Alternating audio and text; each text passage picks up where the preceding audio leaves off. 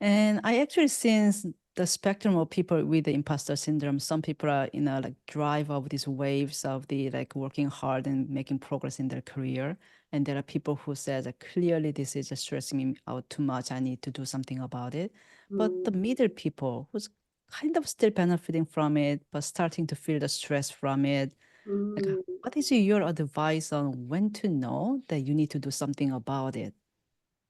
It's such a great question that you're asking because, imposter syndrome itself, I mean, first of all, calling it a syndrome when it is so prevalent um, feels like a bit of an understatement, but, we live with that right now.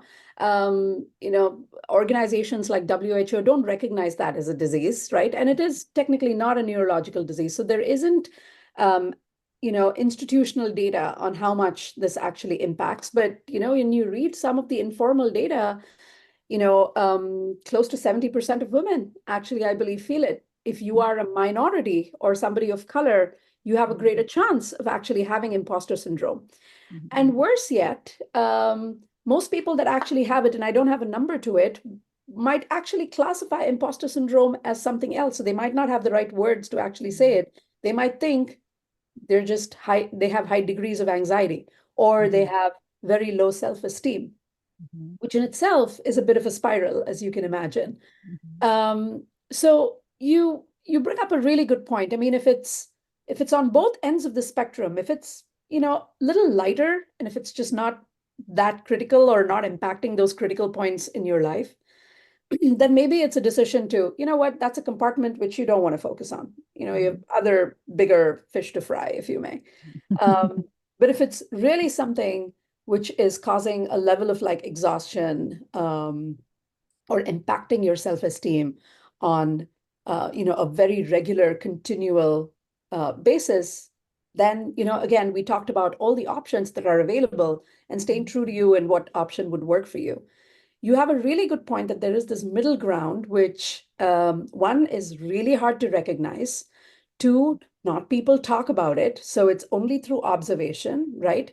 And the third is, the tools are not institutional and systemic. It's, like the suggestions that I came up to are all just given my own personal journey of, many issues and topics that I've had to kind of like grapple in my journey of life. But, somebody who's just trying to solve the imposter syndrome and compartmentalize it might not have the verbiage and the solutions and the tools to be able to do it. So it's a really great point that you actually mentioned. I'm thinking about how best to do it because, by no means am I an expert on imposter syndrome, but I do feel, given I am a little bit more data oriented, I would say, hey, if you are a woman, if you are a minority community, if you are somebody of color, the chances are high that you have imposter syndrome. you know so it's one of those things which is, when it's walks like a duck, smells like a duck, it is a duck. So you probably have the duck, and you'll just have to kind of like, sit down a bit and kind of like break this down. And especially, I think women have a very special connection with imposter syndrome, don't we, Pooja? Definitely. So I think the first step is just awareness, before we even get to solving it. I mean, I'd like to believe that if you are, a listener of this podcast, you've actually been in the professional work environment for, say, like, a decade or so. If you're managing a small team or like a experienced IC, I'd like to believe that women could be more aware of it.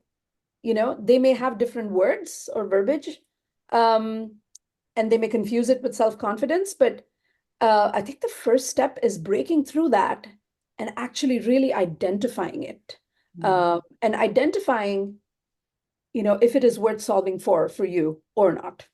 Does that make Yeah, sense, totally, Roger? totally. Yeah, totally. And also, I noticed that same imposter syndrome outcome can come from different reasons, different deep dive reasons. Some people have more like, I need to be by myself, I cannot rely on other people kind of route. Some people maybe like, I need to be liked. I don't want other people to not like me or disappointed in me. Yes, That's like the biggest driver. very And big. also There are people who's like just have innate like scarcity about the world. Like world is dangerous place and kind of a little bit of fear based. And depending on the cause, although the outcome of the imposter syndrome seems the same, the how you should address seems like a little bit different. Yes. Mm-hmm. Completely agree. So it's Mm-hmm. kind of like a multi-step process to be aware, know yourself, and know what works for you to be able to kind of like solve and keep managing that. Very well Exactly. said. Yes. So like for even I went through most of my life thinking I was having this imposter syndrome because of one reason. But then like this year I realized actually the major reason is something else.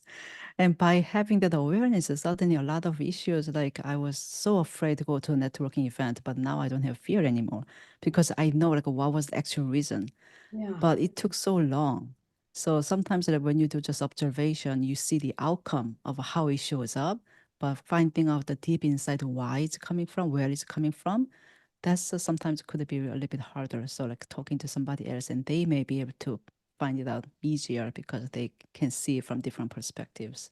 I think that people aspect is definitely Mhm. something that is downplayed a lot, which I think, Mhm. as women, we should create more forums and communities to be able to, one, not only talk about it, but also really come out and support one another in, Mhm.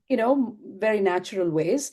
I mean, your story itself is quite inspiring in terms of how you were able to transform your career from a corporate executive to now the coaching that you're actually doing. And there are so many layers in those reasoning that I'm still thinking about it. But it takes a lot of courage to be able to be aware of what exactly is happening, compartmentalize that in a certain way, and Mhm. prioritize and recognize which ones are important for you to solve. Mhm.